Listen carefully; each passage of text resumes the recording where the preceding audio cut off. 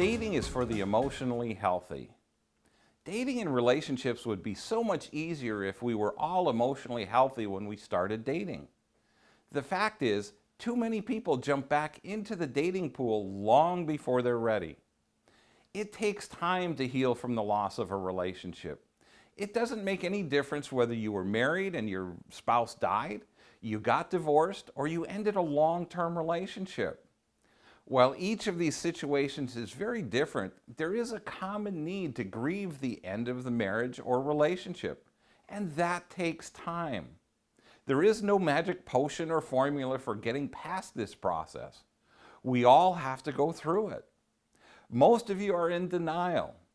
Yeah, I know that sounds harsh, but it's a truth I see every day and have experienced myself. Have you ever dated someone and spent most of your time talking about your ex? Or worse yet, comparing your date to your ex?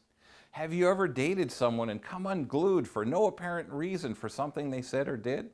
Now please note, I'm not talking about something they said or did that was totally inappropriate or offensive.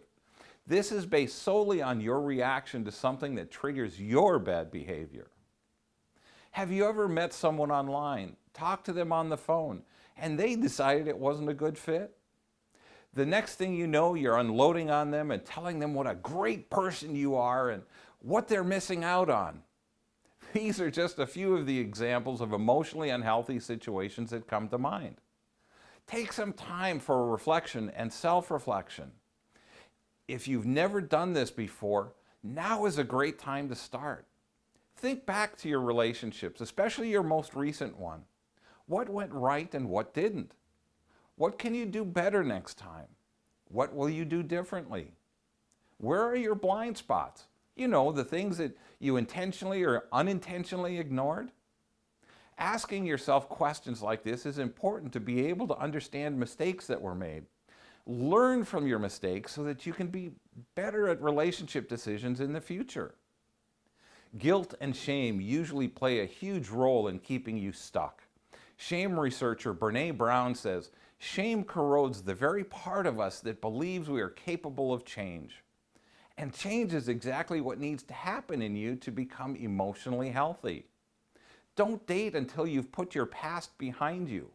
Not everyone you date is going to be like your ex, or at least I hope not. If they are, you need to go back and read or watch my post from last week. We all have our triggers, things that bring out our negative responses and bad memories.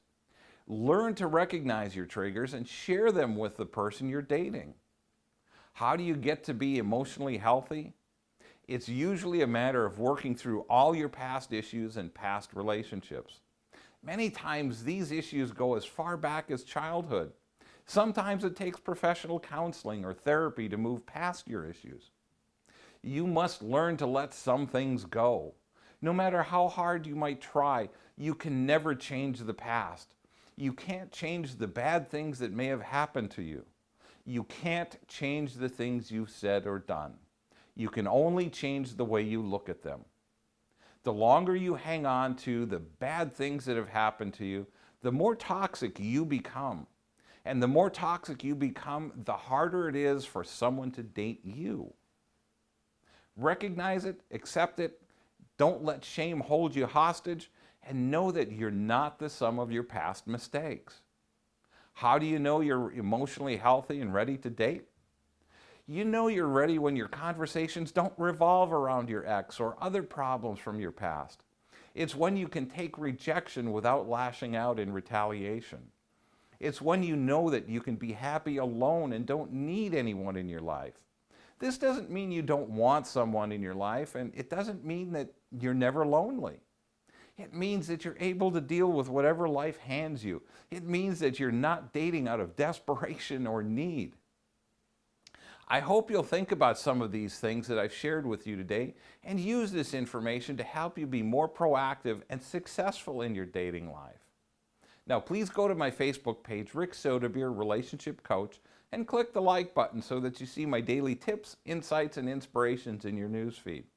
Then join me on Facebook weekly for Monday Mastery live at 5, where I talk about whatever's happened over the weekend and how it applies to dating and relationships. If you like this video, please make sure you click the subscribe button below and share with your friends. Thanks for watching. Have a great and blessed day.